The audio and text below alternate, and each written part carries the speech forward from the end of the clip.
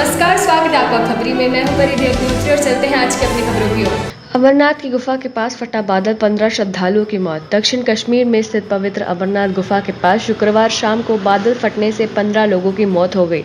Police अधिकारियों ने बताया इस घटना में 25 टेंट तथा 3 सामुदायिक रसोई घर नष्ट हो गए। उन्होंने कहा कि 3 लोगों को बचाया गया है। उन्होंने कहा कि भारी बारिश के बीच शाम 5:30 बजे बादल फटा। उन्होंने कहा कि गुफा के बाहर आधार शिविर में अचानक पानी आने से 25 टेंट और 3 सामुदायिक रसोई घर नष्ट हो गए, जहां तीर्थयात्रियों को भोजन दिया जाता है। अधिकारियों ने बताया कि एक घटना में 15 लोगों की मौत हो गई और पुलिस, सेना तथा राष्ट्रीय आपदा मोचन बल (NDRF) के कर्मी बचाव अभियान में लगे हैं।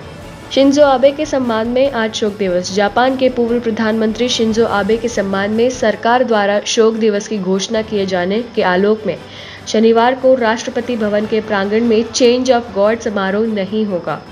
जापान के सबसे शक्तिशाली और प्रभावशाली नेताओं में शुमार पूर्व प्रधानमंत्री शिंजो आबे की शुक्रवार को एक चुनावी सभा के दौरान गोली मारकर हत्या कर दी गई। NHK सरकारी टेलीविजन ने यह खबर दी।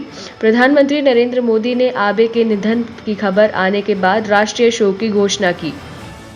राज बब्बर को MP MLA कोर्ट ने सुनाई 2 साल की सजा। MP MLA अदालत ने बॉलीवुड अभिनेता और कांग्रेस नेता राज बब्बर को 1996 के चुनाव में एक मतदान अधिकारी के साथ मारपीट के मामले में 2 साल कैद की सजा सुनाई।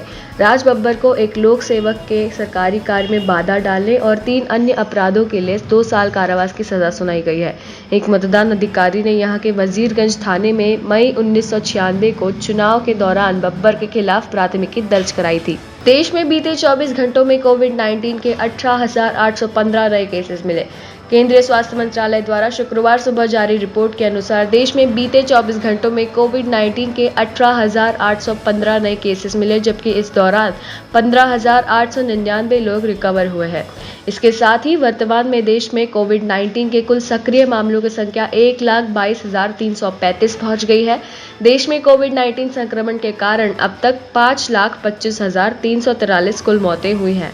महाराष्ट्र में भारी बारिश के चलते कई जिलों में रेड अलर्ट जारी। ऑरेंज अलर्ट पर मुंबई। भारत मौसम विभाग (IMD) ने महाराष्ट्र में भारी बारिश के चलते रायगढ़, रत्नागिरी, कोल्हापुर और सिंधुदुर्ग जिलों के लिए 9 जुलाई तक रेड अलर्ट जारी कर दिया है।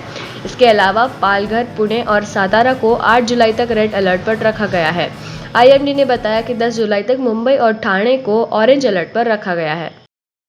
तो ये थी हमारी आज की सारी खबरें। लाइक कीजिए इस वीडियो को, सब्सक्राइब कीजिए हमारे चैनल को और जुड़े रहिए खबरी के साथ, क्योंकि हमारी रहती है हर खबर पर नजर।